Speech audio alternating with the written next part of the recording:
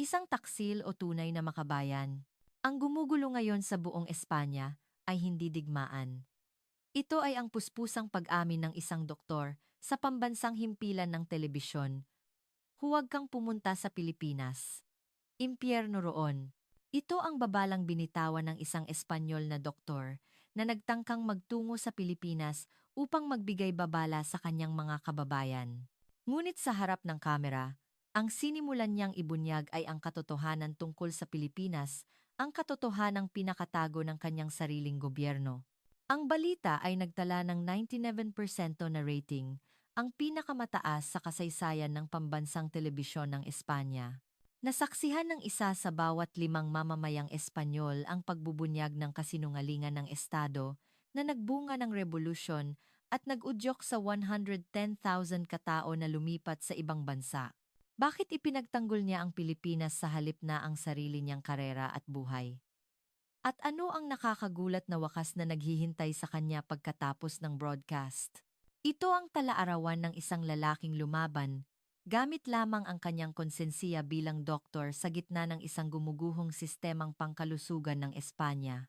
Mas mahalaga sa gobyerno ng Espanya ang patakarang panlabas kaysa sa mga mamamayan.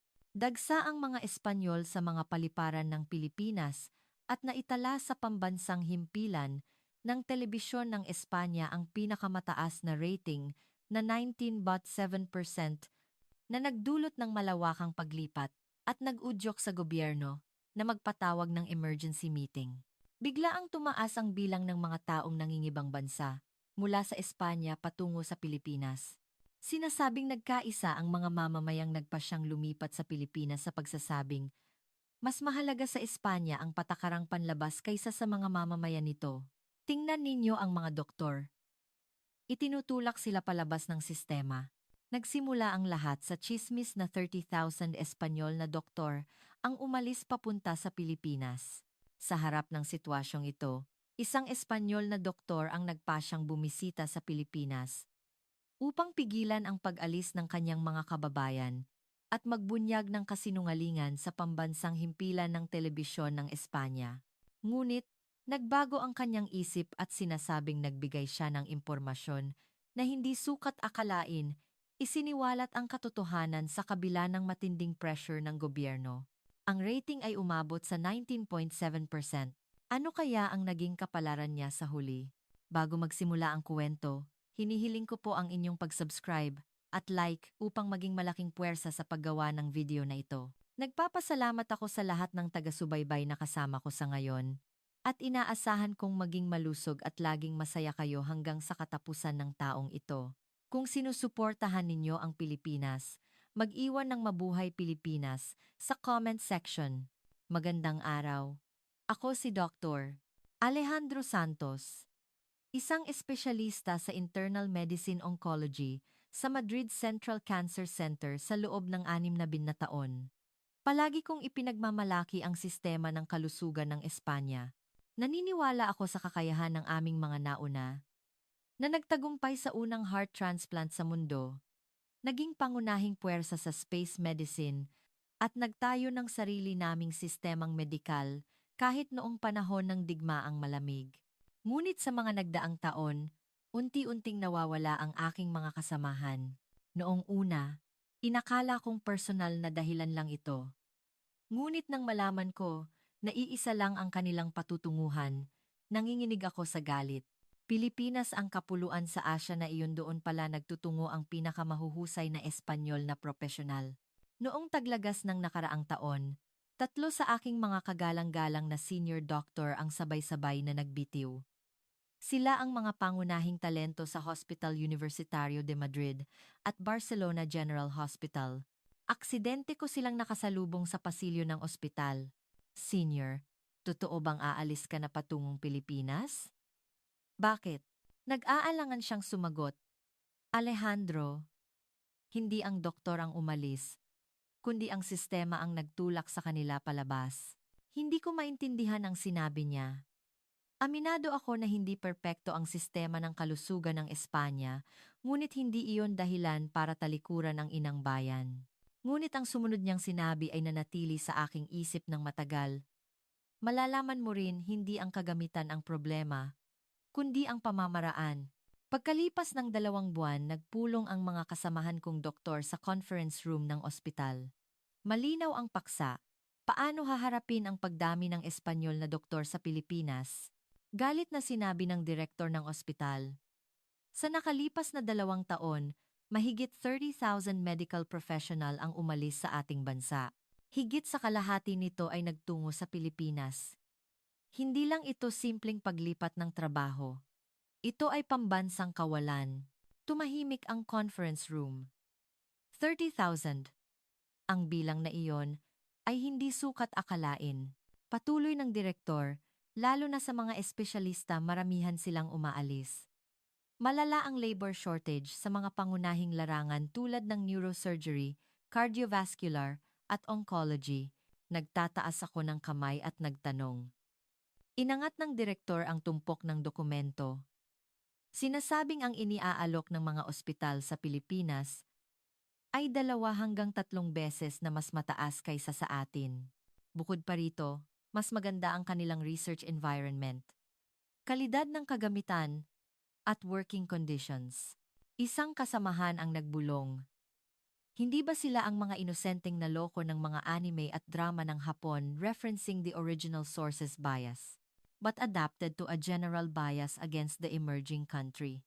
Nagtawanan ang lahat. Ganoon din ang naisip ko. Ang Pilipinas ay isang bansa na bumabangon. Ngunit naniniwala ako na hindi ito makalalamang sa Espanya sa larangan ng medisina. Ngunit ang sumunod na sinabi ng direktor ng ospital ang nagpatigil sa aming pagtawa. Huwag tayong magtawa. Noong nakaraang taon, 17 sa mga pasyente natin sa oncology ang lumipat sa mga ospital sa Pilipinas. At 14 sa kanila ay nakaligtas. Ang mga pasyenteng ito ay inoperable na rito. Tumahimik ang conference room. 14 sa 17. Ang numerong iyon ay nagbigay ng lamat sa aming pagmamataas. Nang gabing iyon, hindi ko maalis sa isip ang numerong iyon. Nagtanong ang aking asawa. May problema ba? Umiling ako. Wala. Ngunit sa aking isip, paulit-ulit ang tanong. At kung totoo iyon, ang mga kasamahang umalis ba ay hindi mga taksil, kundi gumawa ng matalinong desisyon? Pilit kong inalis ang kaisipang iyon. Inaliw ko ang sarili ko na hindi madaling magugupo ang pagmamalaki sa medikal na serbisyo ng Espanya, ngunit pagkaraan ng 3 linggo, nalaman ko kung gaano kahina ang aking paniniwala. Dahil ito sa isang binata na ginamot ko sa loob ng 10 taon. Ang pangalan ng binata ay Mateo. Una ko siyang nakilala 10 taon na ang nakalipas. 4 na taong gulang pa lamang siya. Tandang-tanda ko pa ang munting bata na nagtungo sa aking klinik na may acute lymphoblastic leukemia, ALL. Ang hitsura niya habang mahigpit na hawak ang kamay ng kanyang ina, ang kanyang takot, ngunit ang tapang niya habang nagpapakuha ng dugo. Inalagaan ko si Mateo na parang sarili kong anak. Chemotherapy, 21 bone marrow examination, at hindi mabilang na pagpasok labas sa ospital. Magkasama kaming lumaban, at sa wakas, nagkaroon siya ng complete remission. Si Mateo, na lumaking malusog ng walang relapse sa loob ng 5 taon, ay isa ng masiglang 14 na taong gulang na binata. Inakala ko na siya ang pinakapinagmamalaki kong kaso sa aking medical career. Ngunit 3 linggo na ang nakalipas, muli siyang nagbalik sa ospital. Sa routine check-up, nag-relapse ang leukemia, at sa pagkakataong ito, mas agresibo ito.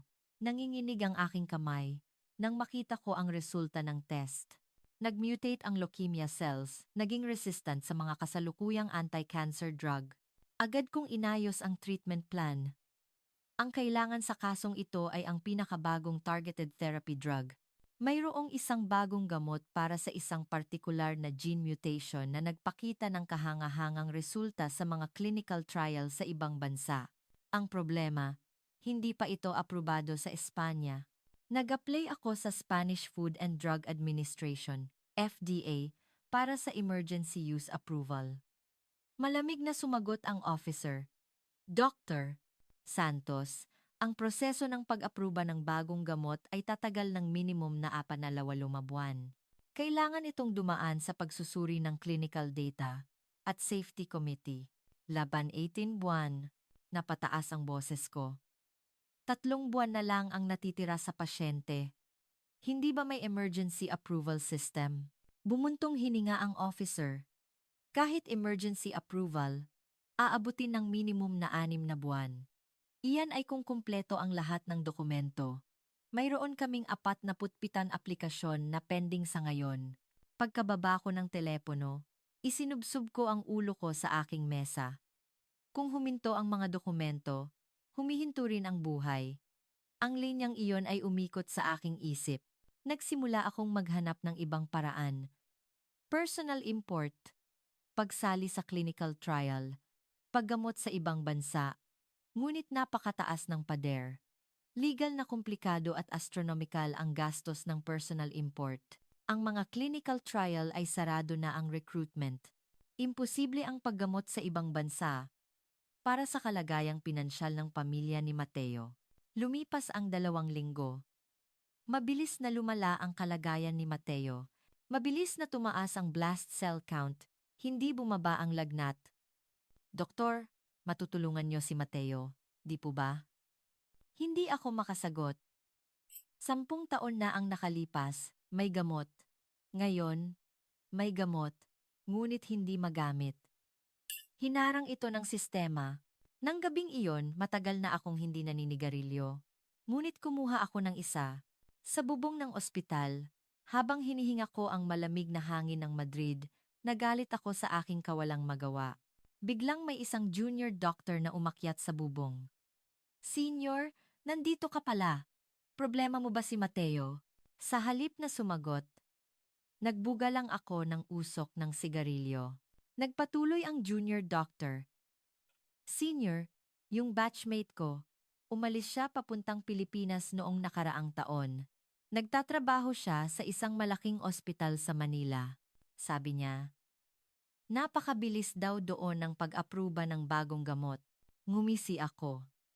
Pilipinas! Anong meron sa bansang iyon na mas maganda pa sa atin? Maingat na sinabi ng junior doctor. Senior, sabi ng kaibigan ko, mayroon silang emergency approval system para sa orphan drugs, gamot sa bihirang sakit. Sabi niya, maaaprubahan daw sa loob ng 24 oras kung life-threatening ang pasyente.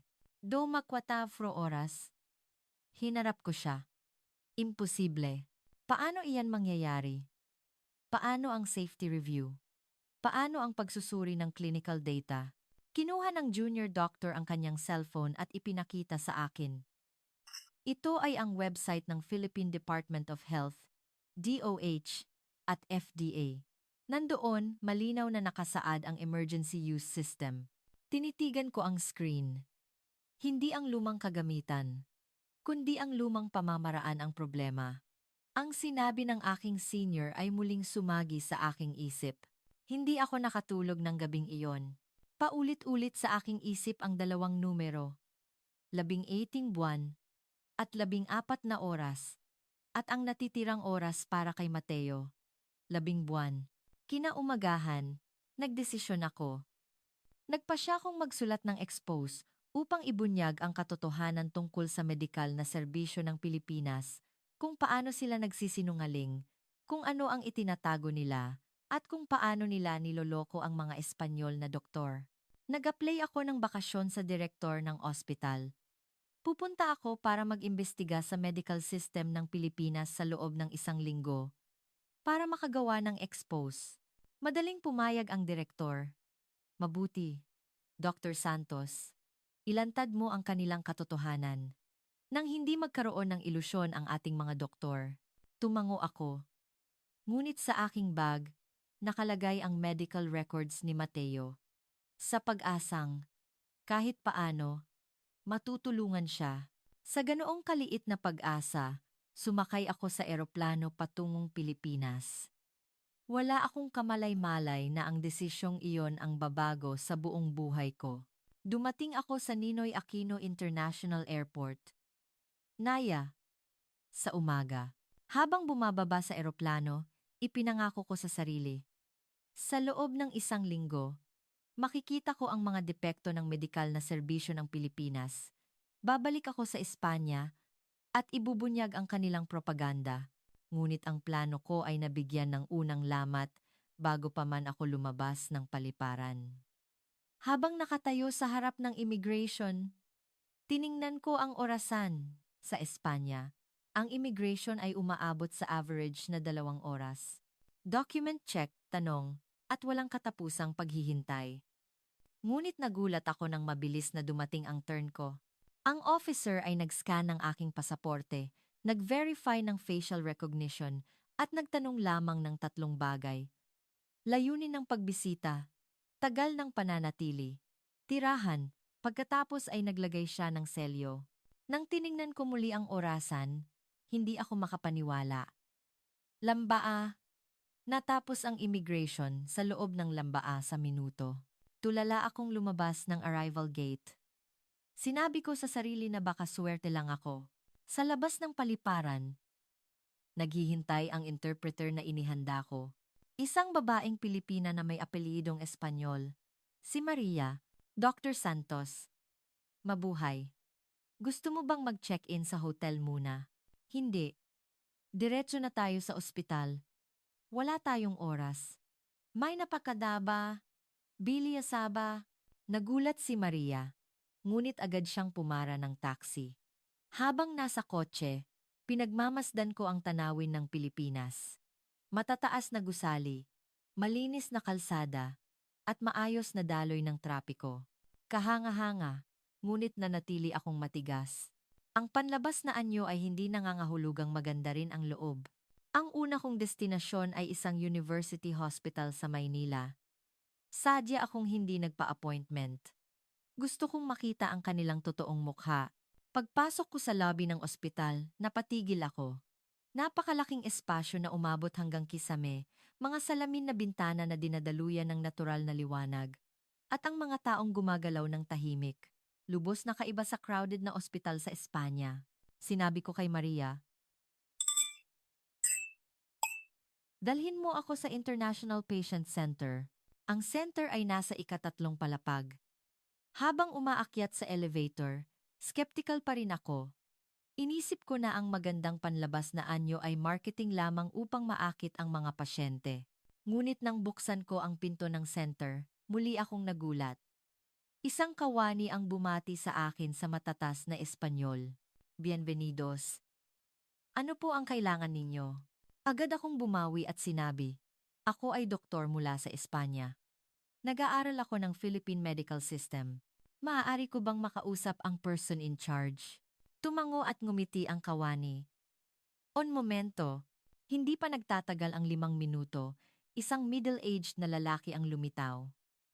Siya si Dr. Ricardo Reyes, Professor ng Internal Medicine Oncology, Dr. Santos. Ikinagagalak kong makilala ka. Nabalitaan ko na ikaw ay galing sa Espanya. Hindi marunong mag-Espanyol si Dr. Reyes, ngunit nagsimula ang pag-uusap sa tulong ni Maria. Diretso akong nagtanong. Nabalitaan ko na mabilis ang pag-apruba ng bagong gamot sa Pilipinas. Totoo ba?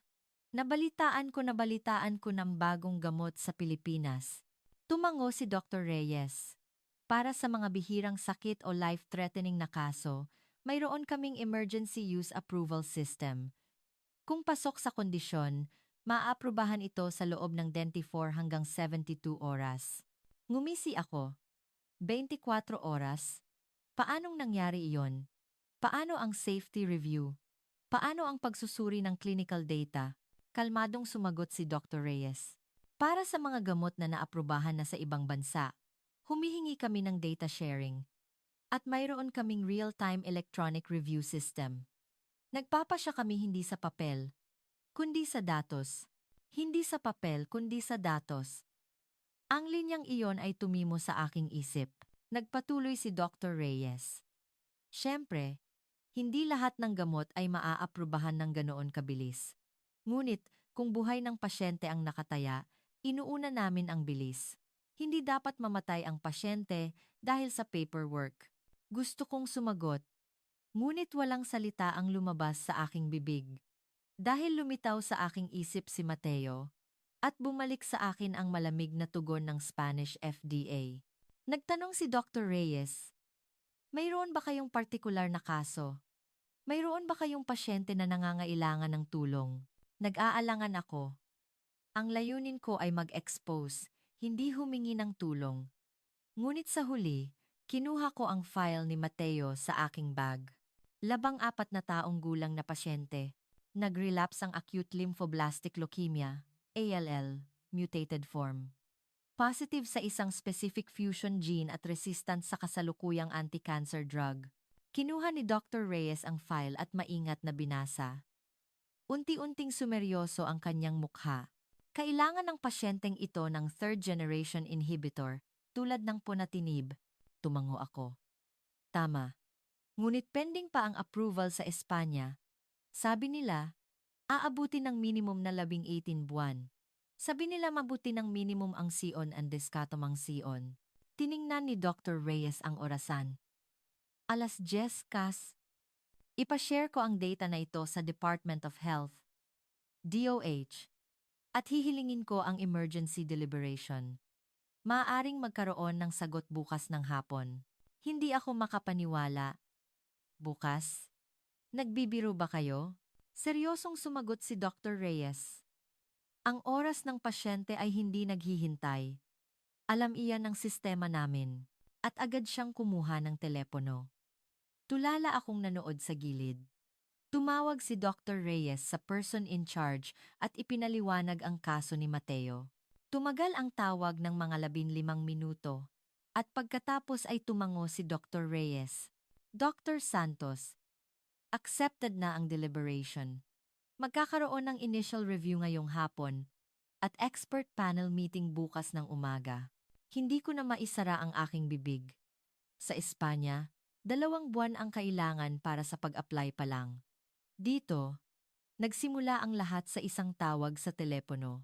Sabi ni Dr. Reyes, Doktor, gusto mo bang bisitahin ang sistema ng aming ospital ngayong hapon? Sa tingin ko, maiintindihan mo kung bakit kami ganoon kabilis. Tumango ako. 2:00 ng hapon. Dinala ako ni Dr. Reyes sa Integrated Command Center, ICC sa basement ng ospital. Sa higanting screen wall, dumadaloy ang real-time data ng buong ospital. Bilang ng waitlisted patients sa ER, utilization rate ng operating room, bed availability ng ICU, stock ng gamot, at pati na rin ang daloy ng pasyente sa bawat department. Lahat ay nakikita sa isang sulyap, ipinaliwanag ng officer in charge. Ang sistemang ito ay pinagsasama ang lahat ng impormasyon ng ospital sa real time. Halimbawa, kapag pumasok ang emergency patient, sinusuri ng AI ang symptoms at automatikong tinatawag ang specialist na kailangan. Ang average na response time ay 4 minuto. 4 minuto. Naalala ko na sa Espanya, aabutin ako ng ilang araw para makahingi ng tulong sa ibang specialist. Dagdag ni Dr. Reyes, ang lakas ng Pilipinas ay hindi sa genius, kundi sa koneksyon. Mahalaga ang kakayahan ng individual na doktor, ngunit mas mahalaga kung gaano kahusay na pinag-uugnay sila ng sistema. Tinitigan ko ang screen. At natanto ko, ang koneksyon na ito ang hindi nakikita ng Espanya. Gumagamit pa rin kami ng paper chart, nagpapadala ng fax para sa results, at tumatawag para sa cooperation. Ngunit dito, lahat ay digital, real-time, at automated. Nauna pa ang bilis ng Pilipinas kaysa sa aking pagmamataas.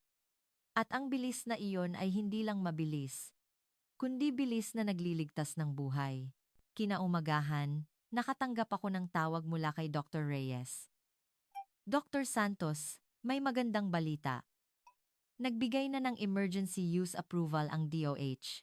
Halos mahulog ko ang cellphone ko. Ngayon na, hindi pa umabot ng 24 oras. Tumawa si Dr. Reyes. 20 oras lang ang inabot. Sinuri ng expert panel ang clinical data sa ibang bansa at kinilala ang urgency ng kalagayan ng pasyente. Pinoproseso na namin ang drug import. Hindi ako makapagsalita. Ang bagay na sinabing aabutin ng 18 buwan sa Espanya ay hindi umabot ng isang araw dito.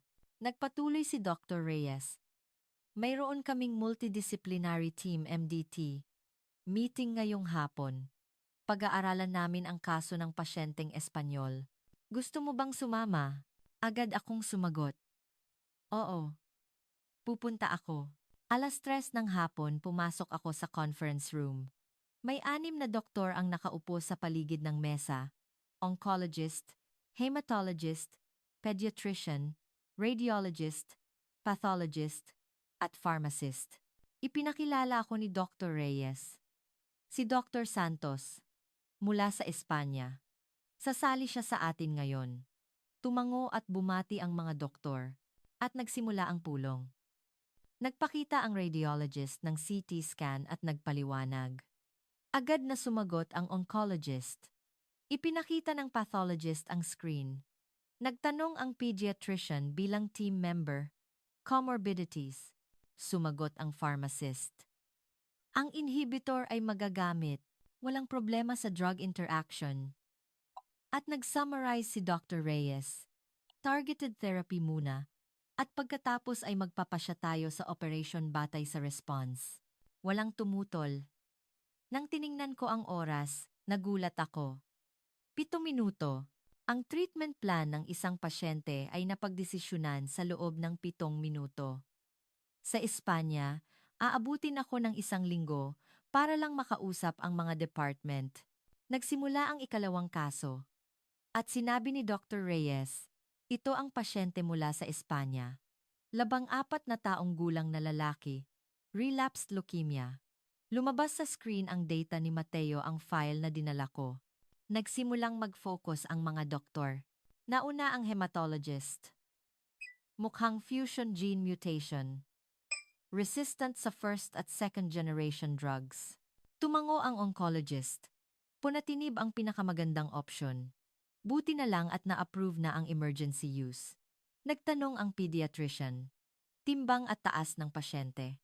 Tiningnan ko ang file at sumagot. Agad na nag-compute ang pharmacist. Angkop ang 30 milligrams kada araw. Sabi ng radiologist, kailangan ng drug response monitoring. Idinagdag ng pathologist, suriin ang bone marrow kada 2 linggo. Ang goal ay complete remission pagkatapos ng 4 na linggo. At tumingin sa akin si Dr. Reyes. Dr. Santos, may idadagdag ka pa ba? Tulala akong umiling. 15 minuto. Tinapos ng mga doktor ang treatment plan ni Mateo sa loob ng 15 minuto. Ang pasyenteng ginamot ko sa loob ng 10 taon. Ang kasong hindi ko malutas sa loob ng 3 linggo. Niresolba nila sa loob ng 15 minuto. Ang pagtutulungan sa loob ng 15 minuto ay nagtapos sa 10 taong palaisipan, nagtapos ang pulong, at tulala akong nakatayo sa pasilyo. Lumapit sa akin si Dr. Reyes. Doktor, ayos ka lang ba? Paanong nangyari ito? Aabutin ako ng 1 linggo para lang makausap ang isang specialist. Dito, 6 na tao ang nagtitipon sa loob ng 15 minuto. Kalmadong sumagot si Dr. Reyes. Iba ang sistema. Regular kaming nagdaraos ng MDT meeting. Bawat department specialist ay nagtitipon sa itinakdang oras linggo-linggo. At dahil lahat ng data ay integrated sa electronic medical record, tapos na ang review bago pa man magsimula ang pulong. Umiling ako. Hindi lang iyon. Sa Espanya, hindi nakikipag-ugnayan ang mga department. Magkahiwalay ang oncology at hematology. Ang pasyente ang kailangang magpaikot-ikot para mag-ipon ng opinyon. Nalulungkot na nagpakita ng reaksyon si Dr. Reyes. Kung gayon, nawawalan ng oras ang pasyente. At sa cancer, ang oras ay buhay. Wala akong masabi. Tinapik ako ni Dr. Reyes. Doktor, hindi ganito ang Pilipinas noong simula. Halos wala kaming medical infrastructure noong 1950s. Nagsimula kami sa abo, ngunit itinatala namin ang mga pagkakamali, itinuwid, at muling nag-invest. Nakita namin ang pasyente na namamatay sa pasilyo, kaya binago namin ang sistema. Nakita namin ang mga doktor na nagkasakit dahil sa overwork, kaya inayos namin ang working environment. Nakita namin na nahuhuli ang pagpasok ng bagong gamot at namamatay ang pasyente, kaya pinasimple namin ang approval process. Pinag-isipan ko ang kanyang sinabi. Hindi ang bansang magaling mula pa noong simula, kundi ang bansang nagtala ng mga pagkakamali at nagtuwid. Ang linyang iyon ay tumimo sa aking puso. Paano naman ang Espanya? Hindi namin kinilala ang mga pagkakamali. Itinatago namin ang mga problema alang-alang sa pagmamataas ng rehimen at hindi namin inayos. At ang pasyente ang nagbabayad ng kapalit. Sabi ni Dr. Reyes, Doktor, kapag dumating ang gamot, emergency delivery namin agad sa Espanya. Mayroon kaming international medical cooperation route para maabot ang Madrid sa loob ng 72 oras. Naluha ako. Maraming salamat. Ngumiti si Dr. Reyes. Ang doktor ay hindi pumipili ng bansa. Ang kalaban natin ay ang sakit, hindi ang ibang bansa. Nang gabing iyon, tinawagan ko ang nanay ni Mateo sa hotel room. Nakuha ko na ang gamot. Darating sa loob ng 3 araw. Narinig ko ang iyak sa kabilang linya. Totoo po ba, doktor? Totoo po ba? Habang pinupunasan ko ang luha ko, sumagot ako. Oo. Ligtas si Mateo. Pinatay ko ang telepono at tumingin sa labas ng bintana. Kumikinang ang gabi sa Maynila. Natanto ko ngayon, ang pagmamaliit ko sa Pilipinas ay muntik nang naging buhay ng aking pasyente. At ang mga umalis ay hindi mga taksil, kundi ang mga naunang nakakita sa limitasyon ng sistema. Hindi ang lumang kagamitan, kundi ang lumang pamamaraan ang problema. At hanggat hindi namin babaguhin ang pamamaraang iyon, mas maraming doktor ang aalis.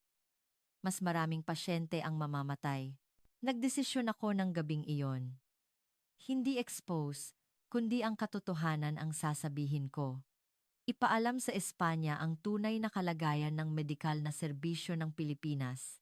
Iyon ang huling konsensiya na kaya kong gawin bilang doktor. Pagkaraan ng 3 araw, dumating ang gamot ni Mateo. Ang aking kasamahan na nagtatrabaho sa Madrid ang tumawag sa akin. Alejandro, dumating na. Ponatinib mula sa Pilipinas. Paanong nangyari ito? Bumuntong hininga ako sa hotel room dahil sa ginhawa. I-administer mo agad. 30 milligrams kada araw, batay sa surface area. Nanginginig ang boses ng kasamahan ko. Alejandro, ano ba ang ginawa mo sa Pilipinas? Ang gamot na sinabing aabutin ng 18 buwan sa FDA ay dumating sa loob ng 1 linggo. Kumusta ang kalagayan ni Mateo? Bumuntong hininga ang kasamahan ko. Pero, may pag-asa sa gamot na ito. Pinatay ko ang telepono at tumingin sa labas ng bintana. Sumikat na ang araw sa Maynila. Ngunit komplikado ang aking isip. Nagpunta ako rito para mag-expose, ngunit ako pala ang naligtas. At sa natitirang oras, kailangan ko pang makakita ng mas maraming katotohanan. Nang hapong iyon, dinala ako ni Dr. Reyes sa isang biotech company sa Cebu instead of Yokohama. Ito ay isang startup na gumagawa ng gamot para sa mga bihirang sakit. Ang nagtatag ay nakakagulat. Isang Filipino-Spanish scientist. Magandang araw, Dr. Santos. Ako si Irene. Mula ako sa University of Santo Tomas, instead of Moscow State University, at nagtungo ako sa Pilipinas 5 taon na ang nakalipas. Diretso akong nagtanong, bakit ka umalis sa Espanya? Malungkot na ngumiti si Irene. Imposible ang paggawa ng bagong gamot sa Espanya. Kulang sa research funds, komplikado ang regulation, at higit sa lahat, walang investor. Dinala niya ako sa laboratory. Sunod-sunod ang cutting-edge equipment. Dito, malaki ang investment ng gobyerno sa biotech industry. Natutulungan ang mga startup at dahil sa pinasimple na regulation, mabilis naming na ipapatuloy ang clinical trial. Tiningnan ko ang lab at nagtanong, ano ang ginagawa mong gamot ngayon? Sumeryoso ang mukha ni Irene. Gamot para sa isang bihirang neurological disorder. Mayroon akong pamangkin sa Espanya na may sakit nito. Walang gamot doon, kaya nagdesisyon akong ako mismo ang gagawa. Nakita ko ang urgency sa kanyang mata. Hindi umalis ang doktor, kundi itinulak sila palabas ng sistema. Muling sumagi sa aking isip ang sinabi ng aking kasamahan. Nagpatuloy si Irene. Hindi natatakot ang Pilipinas sa pagkakamali. Sa Espanya, kung pumalya ang research, pinuputol ang budget at pinupulaan ang researcher. Ngunit dito, ang pagkakamali ay tinitingnan bilang datos at binibigyan ng pagkakataon na muling sumubok. Tumango ako. Ang bansang nagtala ng mga pagkakamali at nagtuwid. Muling napatunayan ang sinabi ni Dr. Reyes. Nagtanong si Irene, "Bakit ka nagtungo rito?" "Doktor, nag-aalangan ako, ngunit sa huli, sumagot ako ng tapat." Ngumiti si Irene. "At ngayon?" Bumuntong hininga ako. "Ngayon, kailangan kong aminin na nagkamali ako." Seryosong sinabi ni Irene. "Doktor, bumalik ka sa Espanya at sabihin ang katotohanan. Hindi perpekto ang Pilipinas, ngunit hindi bababat, ang sistema ay nakasentro sa pasyente." Tumango ako. Nang gabing iyon, dumalo ako sa isang international symposium na ginanap sa Manila University Hospital. Ang tema, Global Cooperation for Rare Diseases. Nagbigay ng presentation ang mga doktor mula sa US, Alemanya, at Pilipinas.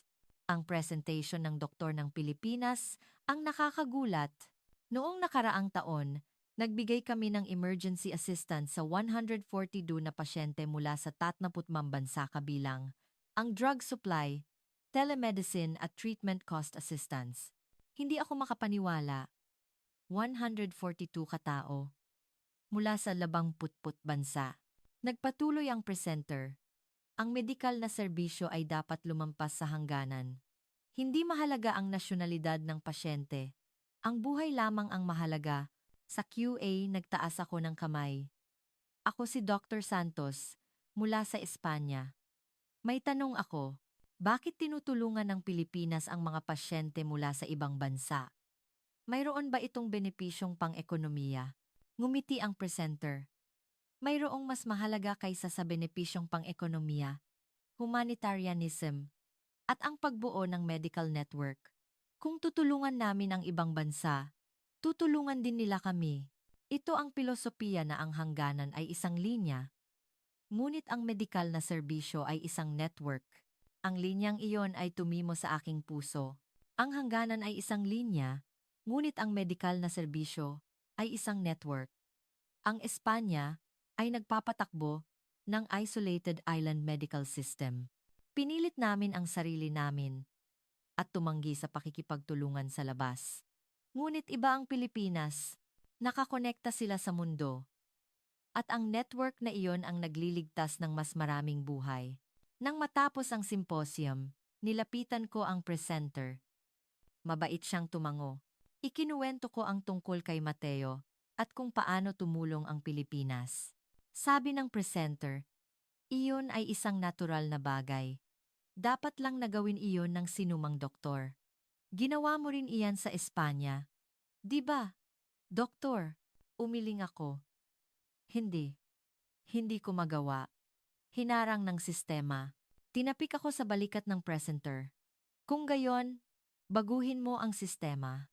Bumalik ka sa Espanya at sabihin ang kwentong ito. Ang pagbabago ay nagsisimula sa isang tao. Nang gabing iyon, binuksan ko ang aking laptop sa hotel room. At nagsimula akong magsulat. Ang pamagat ay, hindi mga taksil, kundi mga tagapanguna, ang pag-amin ng isang Espanyol na doktor. Isinulat ko ang lahat ng nakita ko sa loob ng isang linggo. Ang bilis, ang pagtutulungan, ang network, at ang sistema na nakasentro sa pasyente. Mabilis ang paggalaw ng aking mga daliri sa keyboard. Natapos ko ang pagsusulat ng 3:00 ng madaling araw. Ito ay isang mahabang artikulo na may kabuuang 20,000 salita. I-save ko ang file at ipinadala sa editor-in-chief ng Spanish National Television. Ang pamagat ay simple. Ulat ng katotohanan. Pagkaraan ng isang linggo, bumalik ako sa Espanya. Pagkababa sa paliparan, dumiretso ako sa ospital para makita si Mateo. Nang buksan ko ang pinto ng ward, hindi ko napigilan ang aking luha. Si Mateo ay nakaupo sa kama, nagbabasa ng libro. Bumalik ang kulay sa kanyang namumutlang mukha at buhay ang kanyang mata. Doktor, masiglang ngumiti sa akin si Mateo. Tumakbo ang kanyang ina at hinawakan ang kamay ko. Doktor, maraming salamat. Ligtas si Mateo. Haminakulo. Haminakulo. Tiningnan ko ang chart ni Mateo. Bumalik sa normal ang blast cell count at halos nawala na ang leukemia cells. 10 araw pa lang mula nang i-administer ang gamot. Lumapit sa akin ang kasamahan ko. Ang tamang sistema ang nagligtas ng buhay. Pagkalabas ng ospital, humingi ako ng meeting sa direktor. Pagpasok ko sa kanyang opisina, masaya siyang sumalubong. Dr. Santos, kumusta ang Pilipinas? Nagawa mo na ba ang ulat mo? Huminga ako ng malalim. Nagawa ko. At ipinadala ko sa pambansang himpilan. Nagliwanag ang mukha ng direktor. Magaling! Ibinunyag mo ba ng husto ang mga depekto nila? Umiling ako. Hindi. Isinulat ko ang katotohanan. Nawala ang ngiti sa mukha ng direktor. Anong ibig mong sabihin? Kinuha ko ang tablet at ipinakita ang ulat. Nanigas ang mukha ng direktor nang mabasa ang unang talata. Dr. Santos, ito ay pagtataksil. Nagpunta ka roon para punahin ang Pilipinas. Kalmado akong sumagot. Nagpunta ako para makita ang katotohanan. At ang katotohanan ay iba sa inaasahan ko. Hinampas ng direktor ang mesa. Kung i-broadcast ito, tapos na ang career mo. Hindi ka hahayaan ng gobyerno. Antuna, paking nasa kaha. Tumayo ako. Mas mahalaga ang buhay ng pasyente kaysa sa career ng doktor. Hindi na ako pwedeng magsinungaling. Sumigaw ang direktor. Umalis ka. Lumabas ka agad. Lumabas ako ng opisina. Habang naglalakad sa pasilyo, hinigpitan ko ang aking nanginginig na kamay. Natatakot ako. Ngunit hindi na ako pwedeng umurong. Pagkaraan ng 3 araw, tumawag ang editor-in-chief ng pambansang himpilan. Dr. Santos, natanggap namin ang ulat mo. Pagkatapos ng diskusyon sa mga higher-ups, napagdesisyunan naming i-broadcast. Nagulat ako. Talaga po, bumuntong hininga ang editor-in-chief. Sa totoo lang, gusto naming tanggihan noong una. Ngunit hindi ordinaryo ang sentimiento ng publiko kamakailan. Malakas ang panawagan para sa reforma ng medical system. At napipilitan ang gobyerno na gumawa ng aksyon. Maaaring maging simula ng revolusyon ang ulat mo. Ngunit maghanda ka, maraming criticism ang darating. Tumango ako. Napagdesisyunan ang broadcast date, 1 linggo mula noon. Sa loob ng 1 linggo, nag-ipon ako ng maraming data. Kinapanayam ko ang mga pasyenteng Espanyol na nagpagamot sa Pilipinas at kinausap ko ang mga Espanyol na doktor na nagtungo sa Pilipinas. Nagkaisa sila sa pagsasabing, hindi kami umalis, kundi pumili. Pinili namin ang mas magandang sistema. Nang gabing bago ang broadcast, hindi ako makatulog. Nag-aalalang nagtanong ang aking asawa. Sigurado ka ba? Baka mawalan ka ng trabaho. Hinawakan ko ang kamay ng asawa ko. Ayos lang. Ang doktor ay dapat magsalita ng katotohanan. Iyan ang responsibilidad sa pasyente. Nang araw ng broadcast, tumayo ako sa studio. Huminga ako ng malalim sa harap ng kamera. At nagsimula akong magsalita. Magandang gabi sa inyong lahat. Ako si Alejandro Santos, internal medicine oncologist. Diretso akong tumingin sa kamera. Nagpunta ako sa Pilipinas. 1 linggo na ang nakalipas. Ang layunin ay ibunyag ang mga depekto ng medikal na serbisyo ng Pilipinas. Ngunit ang nakita ko ay hindi depekto, kundi ang katotohanang hindi natin nakikita. Lumabas sa screen ang footage na kinuha ko. Ang Integrated Command Center ng Manila University Hospital. Ang MDT meeting na ginawa sa loob ng 15 minuto. Ang bagong gamot na naaprubahan sa loob ng 24 na oras. Nagpatuloy ako. Nanalo ang Pilipinas hindi dahil sa genius, kundi dahil sa koneksyon. Hindi dahil sa kakayahan ng doktor, kundi dahil sa efficiency ng sistema at ang pinakamahalaga, nakasentro sila sa pasyente. Lumabas sa screen ang litrato ni Mateo. Ang binatilyong ito ay pasyente ko sa loob ng 10 taon. Nag-relapse ang leukemia niya at hindi namin nakuha ang gamot na kailangan sa Espanya. Sabi nila, aabutin ng 18 buwan para sa approval. Inayos ko ang boses ko. Ngunit inaprubahan ng Pilipinas sa loob ng 24 oras. At ipinadala nila ang gamot sa Espanya sa loob ng 3 araw.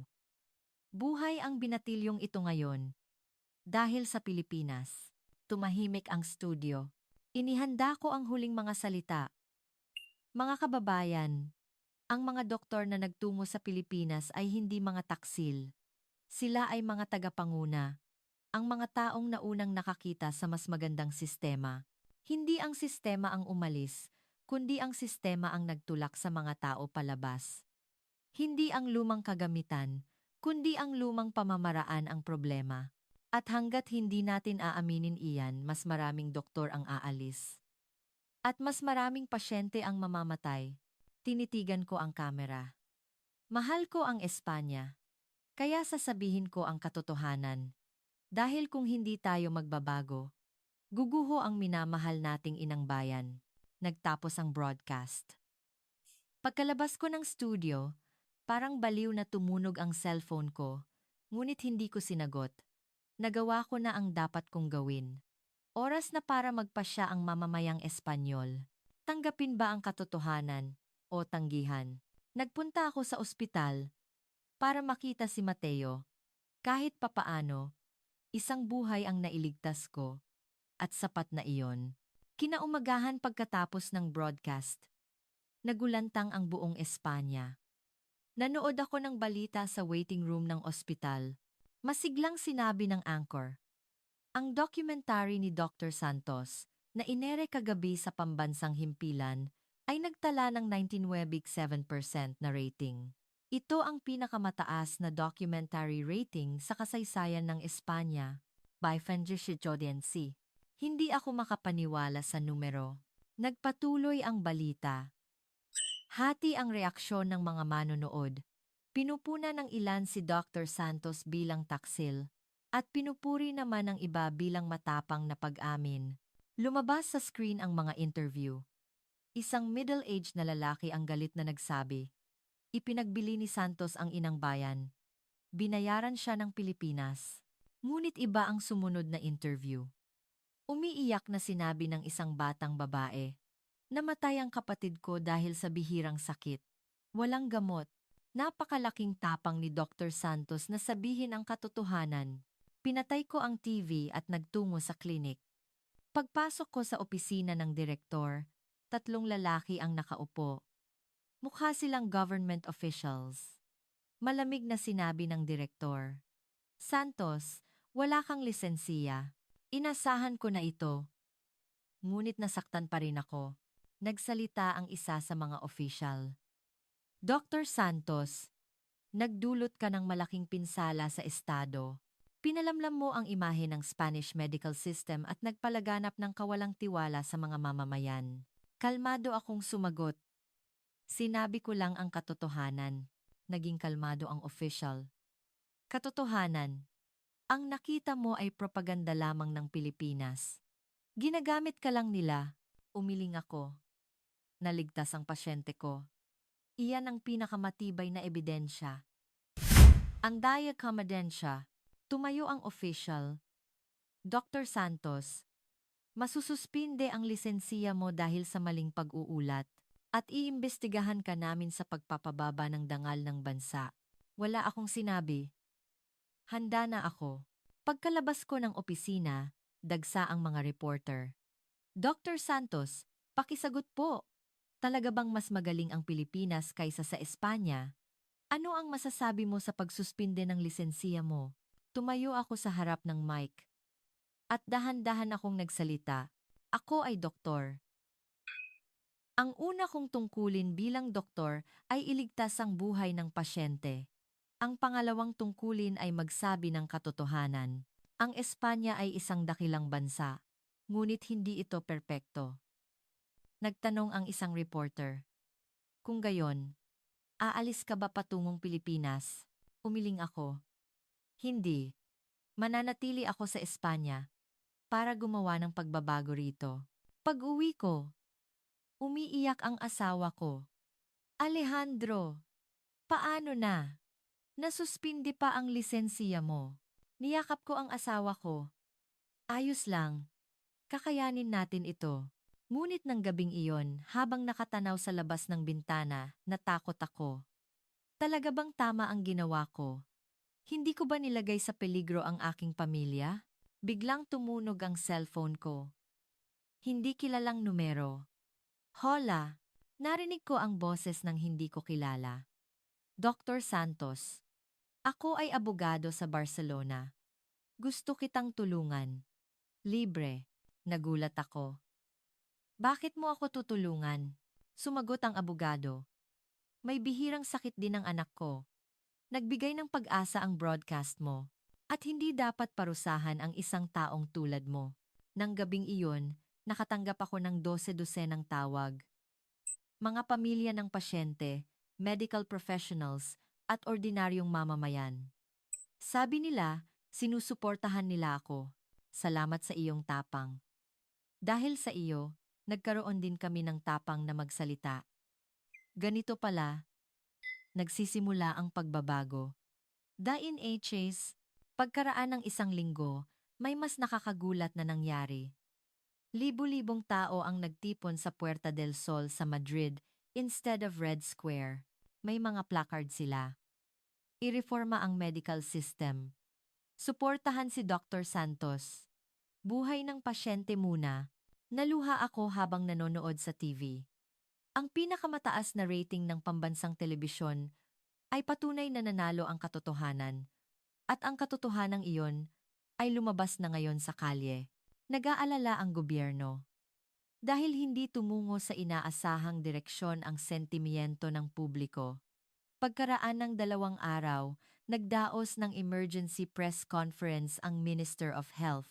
Sineseryoso namin ang mga puna ni Dr. Santos. Magtatatag ang gobyerno ng special committee para sa pagpapabuti ng medical system. Hindi ako makapaniwala habang nanonood sa TV. Nagsimula nang gumalaw ang gobyerno, ngunit ang sumunod na sinabi ng ministro ang mas nakakagulat. Ang investigasyon laban kay Dr. Santos ay ititigil at ang kanyang medical license ay ibalik at nais naming imbitahin siya. Bilang advisor ng special committee, tulala akong nakatingin sa screen. Inakala kong parurusahan ako, ngunit sa halip, inabot ng gobyerno ang kamay. Niyakap ako ng asawa ko. Alejandro, nagawa mo. Nagtagumpay ka. Ngunit alam ko, simula pa lang ito. Ang laban ay ngayon pa lang magsisimula. Pagkaraan ng 1 buwan, dumalo ako sa unang pagpupulong ng special committee ng gobyerno. Sa conference room, nakaupo ang Minister of Health, mga matataas na official, at mga medical expert. Sinimulan ng ministro ang pulong. Dr. Santos, ano sa tingin mo ang dapat nating matutunan mula sa Philippine medical system? Inilatag ko ang mga data na inihanda ko. 3 bagay. Una, pagsimple ng drug approval process. Pangalawa, pagpapakilala ng electronic medical record system. Pangatlo, pagpapalakas ng multidisciplinary team, MDT system. Tumutol ang isang official, ngunit kailangan ng malaking budget para itayo ang sistemang iyan. Hindi ba ito impractical? Kalmado akong sumagot. Nagsimula rin ang Pilipinas sa abo, ngunit nag-invest sila sa medikal na serbisyo. At ngayon ay nasa world-class level na. Hindi kawalan ng budget ang problema, kundi malalim na maling prioridad. Tumahimik ang conference room. Tama ang sinabi ko. At walang makapagpabulaan. Nagsalita ang ministro. Tama ka, doktor. Kailangan nating magbago. Gumawa tayo ng specific reform plan. Nang matapos ang pulong, nakasalubong ko ang isang official sa pasilyo. Doktor, hindi kaya makipagtulungan tayo sa Pilipinas? Mas mabilis tayong makakapagpabuti kung matututunan natin ang kanilang know-how. Ang linyang iyon ay tumimo sa aking puso. Napakagandang ideya. Makikipag-ugnayan ako sa Pilipinas. Nang gabing iyon, nagpadala ako ng email kay Dr. Reyes. Pagkaraan ng 2 araw, nakatanggap ako ng sagot mula kay Dr. Reyes. Dr. Santos, interesting ang proposal. Positive ang review ng aming ospital at gobyerno. Mag-video conference tayo sa lalong madaling panahon. Pagkaraan ng 1 linggo, nagkaroon ng unang video conference ang gobyerno ng Espanya at gobyerno ng Pilipinas. Dumalo ang mga Minister of Health ng dalawang bansa at ako ay kasama bilang advisor ng Espanya, sabi ng Philippine Health Secretary. Isang karangalan na makipagtulungan sa Espanya. Handa kaming makipagtulungan sa maraming aspeto, supply ng gamot para sa bihirang sakit, training ng medical professionals, at system consulting. Tumango ang ministro ng Espanya. Salamat. Nais din naming matuto mula sa advanced system ng Pilipinas, lalo na ang drug approval process at electronic medical system. Maayos na nagpatuloy ang pulong. Nagkasundo ang dalawang bansa na magtapos ng Memorandum of Agreement, MOA, para sa medical cooperation. Ang nilalaman ay specific. Ang Pilipinas ay magbibigay ng priority supply ng gamot sa bihirang sakit sa Espanya, magpapatraining ng 100 Espanyol na medical professionals sa Pilipinas, at tutulong sa pagtatayo ng electronic medical system. Bilang kapalit, ang Espanya ay magbibigay ng cooperation sa basic science research at exchange of medical personnel. Pagkatapos ng pulong, nagpadala sa akin ng personal na mensahe si Dr. Reyes. Dr. Santos, may ideya ako. Bakit hindi tayo magtayo ng center na magsasama-sama sa Pilipinas at Espanya at magiging overall project head? Gusto ko sanang ikaw ang maging director ng center. Pinag-isipan ko ng malalim ang proposal. Hindi aalis, kundi magiging tulay na mag-uugnay sa dalawang bansa. Iyan ang talagang gusto ko. W2NM sites sa W2NM sites. Nagpadala ako ng sagot kay Dr. Reyes. Salamat sa proposal. Ngunit mayroon akong isang kondisyon. Ang center ay dapat itatag sa Espanya. Hindi ako ang aalis, kundi ang Pilipinas ang darating sa Espanya. Mabilis ang sagot ni Dr. Reyes. Napakagaling na ideya. Gagawin natin iyan. IDARPC. Pagkaraan ng 2 buwan, nagbukas ang Spanish-Philippine Medical Cooperation Center, SPMCC sa Madrid. Dumalo sa inauguration ceremony ang mga ambassador ng dalawang bansa at ang mga Minister of Health. Nagbigay ako ng talumpati bilang director ng center. Ang center na ito ay isang tulay na nagliligtas ng buhay sa kabila ng mga hangganan. Nalaman namin na hindi ang doktor ang umalis, kundi ang sistema ang nagtulak sa mga tao palabas. Ngayon, babaguhin namin ang sistema. Dagsa ang palakpakan. Mabilis na nagpakita ng resulta ang center. Sa unang buwan pa lang, 50 Espanyol na pasyente na may bihirang sakit ang natulungan ng Pilipinas. Drug supply, telemedicine, at emergency treatment. Isang ina ng pasyente ang umiyak nang nagtungo sa center. Doktor, naligtas ang anak ko dahil sa inyo. Maraming salamat. Hinawakan ko ang kamay niya. Hindi ito ginawa ng isang tao. Ginawa ito ng dalawang bansa na nagtutulungan. Pilipinas at Espanya. Pagkaraan ng 3 buwan, nagsimula ang first batch ng 50 Espanyol na doktor na mag-training sa Pilipinas. Pagdating ko sa paliparan, sinalubong ako ni Dr. Reyes. Dr. Santos, welcome back. Nakipagkamay ako sa kanya. Hindi ako nagpunta rito para mag-expose. Nagpunta ako para matuto. Tumawa si Dr. Reyes. Ang pag-aaral ay walang hangganan. Ang training program ay thorough. Diretsong naranasan ng mga Espanyol na doktor ang Philippine MDT System, Electronic Medical Record System, at Emergency Medical System. Ang mga doktor na skeptical noong una ay unti-unting nagulat. Sabi ng isang kasamahan sa akin, Alejandro, Tama ka. Ito ay mas advanced kaysa sa inakala namin. Nang huling araw ng training, nagkaroon ng gathering ang mga Espanyol na doktor. Nag-usap sila kung paano i-apply sa Espanya ang kanilang natutunan sa Pilipinas. Sabi ng isang doktor, kaya rin natin. Kung nagawa ng Pilipinas, kaya rin ng Espanya. Tumango ako sa linyang iyon. Tama, kaya natin. Hindi dahil special ang Pilipinas, kundi dahil pinili nila ang tamang daan. At ngayon, sinisimulan na ring tahakin ng Espanya ang daang iyon. Sa eroplano pabalik, tumingin ako sa labas ng bintana. Sumikat na ang araw sa ulap. Natutunan ko na ngayon kung ano ang ibig sabihin ng hindi umalis. Kundi mag-ugnay. Ang hangganan ay isang linya, ngunit ang medical na serbisyo ay isang network. At naging bahagi ako ng network na iyon. Bilang tulay na nag-uugnay sa Pilipinas at Espanya. Iyan ang tunay na misyon na nakita ko bilang doktor. Pagkaraan ng 2 buwan, nagsimula ang maliliit ngunit tiyak na pagbabago sa Spanish medical system. Ang mga doktor na nag-training sa Pilipinas sa pamamagitan ng center ay nagsimula ng mga bagong pagsubok sa kanilang sariling hospital. Sa Barcelona General Hospital, nagsimula ang weekly MDT meeting. Sa Hospital Universitario de Madrid, nag-roll out ang pilot program ng Electronic Medical Record System at pinasimple ng gobyerno ang emergency approval process para sa gamot sa bihirang sakit. Pinaikli ito mula sa dating 18 buwan patungong 3 buwan. Hindi pa rin ito kasing bilis ng 24 oras ng Pilipinas, ngunit malaking pag-unlad na ito.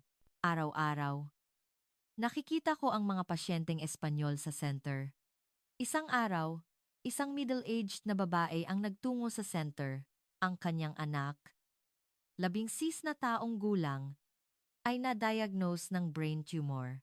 Doktor, sinabi ng mga doktor sa Espanya na inoperable na.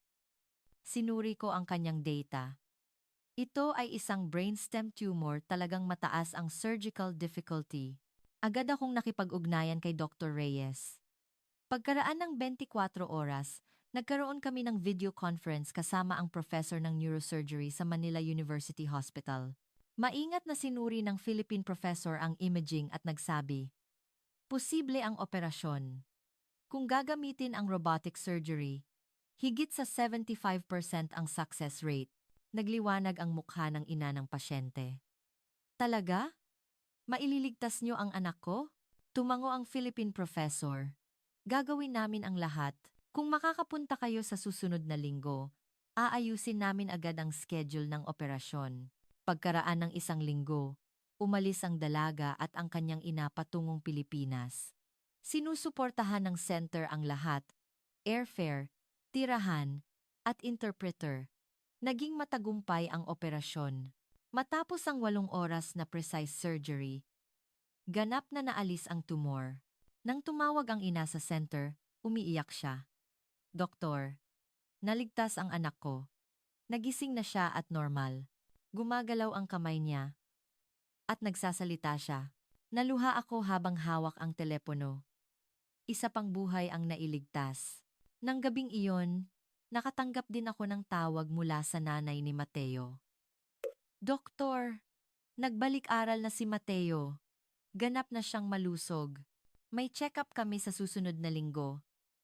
At sabi niyo, cured na raw siya. Pinatay ko ang telepono at umupo sa aking mesa, nag-isip. Naalala ko ang unang beses na nagtungo si Mateo sa klinik 10 taon na ang nakalipas. Ang munting batang iyon ay naging malusog na teenager na ngayon. Kung pinilit ko lang na panatilihin ang pagmamataas ng Espanya at minamaliit ang Pilipinas, ano kaya ang mangyayari? Wala na sana si Mateo sa mundong ito. Ang pagmamaliit ko sa Pilipinas ay muntik nang naging kapalit ng buhay ng pasyente ko. Nanginig ako sa kaisipang iyon. Kinaumagahan, tumayo ako sa Medical Association Conference ng Espanya. Ang audience ay mahigit 3 doktor. Umakyat ako sa podium at nagsimulang magsalita. Mga kasamahan, 6 na buwan na ang nakalipas, minamaliit ko ang Pilipinas. Inakala ko na ang mas maliit na bansa ay hindi makalalamang sa atin sa medikal na serbisyo. Tumahimik ang audience, ngunit nagkamali ako. Hindi ang laki ang mahalaga, kundi ang direksyon. Hindi ang kasaysayan, kundi ang bilis ng pagbabago. Ipinakita ko ang data sa screen. Average approval time ng gamot sa bihirang sakit sa Pilipinas, 48 oras. Espanya, 18 buwan. Average MDT meeting time sa Pilipinas, 15 minuto. Espanya, 2 linggo. Nagkaroon ng bulungan sa audience. Ano ang ibig sabihin ng pagkakaiba na ito? Survival rate ng pasyente. Ang 5-year survival rate ng pasyente na may bihirang sakit na ginamot sa Pilipinas ay 35% na mas mataas kaysa sa Espanya. Nagtaas ng kamay ang isang doktor. Ngunit, Dr. Santos, ang Pilipinas ay mayaman. Iba ang ating economic scale. Umiling ako. Hindi ito problema ng pera. Problema ito ng prioridad. Nag-invest ang Pilipinas ng 8% ng GDP sa medikal na serbisyo. Espanya, 5%. Ang 3% na pagkakaiba, na iyan ang nagliligtas ng libu-libong buhay. Nang matapos ang talumpati, maraming doktor ang lumapit sa akin. Nagtanong ang isang young doctor, "Doktor, maaari ba akong mag-training sa Pilipinas?" Ngumiti ako. "Oo, syempre. Pumunta ka sa center. Ipa-guide kita sa susunod na training program." Mula noon, dagsa ang mga trainee sa center. Ang initial plan na 100 katao ay nalampasan na, at mahigit 300 katao ang nasa waiting list. Nakipag-ugnayan ako sa Pilipinas at humingi ng pagpapalawak ng training scale. Mabait na pumayag si Dr. Reyes. "Dr. Santos, handa ang Pilipinas. Kaya naming tanggapin kahit 1,000 o 2,000 tao. At totoo, nagtatag ang gobyerno ng Pilipinas ng Special Training Institute para sa mga Espanyol na medical professional. Nagtayo ng training facilities sa Manila, Cebu, at Davao, pagkaraan ng 3 buwan. 1,200 pasyente ang natulungan sa pamamagitan ng Spanish-Philippine Medical Cooperation Center. 500 Espanyol na doktor ang nagtraining sa Pilipinas. At opisyal na ipinasa ng gobyerno ng Espanya ang Medical Reform Bill, formal implementation ng Emergency Drug Approval System, national expansion ng Electronic Medical Record System, at mandatory implementation ng MDT meeting. Mabagal, ngunit tiyak ang pagbabago.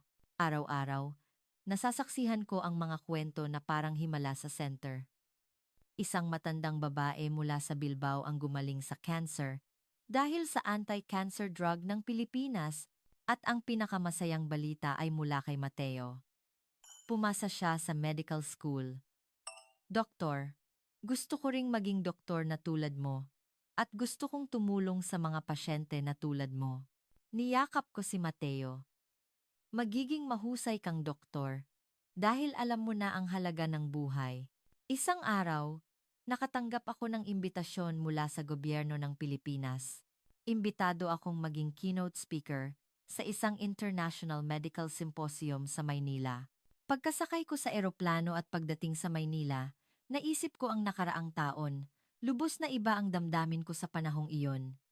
Ngayon, ako ay kaibigan, katuwang, at mag-aaral ng Pilipinas. Nang araw ng symposium, tumayo ako sa harap ng audience na mahigit 200 katao. Mga doktor mula sa iba't ibang bansa.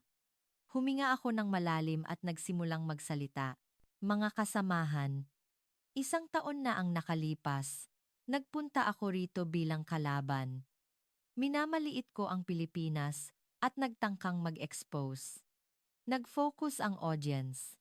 Ngunit ang nakita ko ay hindi kalaban, kundi guro. Ipinakita ko sa screen ang litrato ni Mateo. Ang binatilyong ito ay pasyente ko. Kung hindi dahil sa Pilipinas, wala na sana siya ngayon. Ang pagmamaliit ko sa Pilipinas ay muntik nang naging kapalit ng buhay ng pasyente ko. Narinig ko ang mga buntong hininga sa audience. Ang doktor ay hindi pumipili ng bansa. Ang kalaban natin ay ang sakit, hindi ang ibang bansa. Ang hangganan ay isang linya, ngunit ang medikal na serbisyo ay isang network. Ipinakita ko ang huling slide. May litrato doon ng mga doktor ng Espanya at Pilipinas na magkasamang tumatawa. Isang taon na ang nakalipas. Sumulat ako ng report na pinamagatang hindi mga taksil, kundi mga tagapanguna. Ang mga Espanyol na doktor na umalis patungong Pilipinas ay hindi tumalikod sa inang bayan. Sila ang mga naunang nakakita sa mas magandang sistema. Tumingin ako sa audience. At ngayon, alam ko na, hindi ang umalis, kundi ang mag-ugnay. Tulad ng pagiging tulay ko sa Pilipinas at Espanya, maging tulay din kayo sa inyong bansa at sa mundo.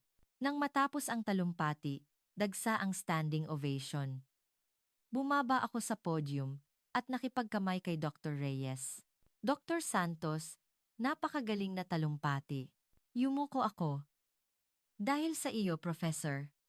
Tumawa si Dr. Reyes. Hindi. Ikaw mismo ang nakakita ng katotohanan.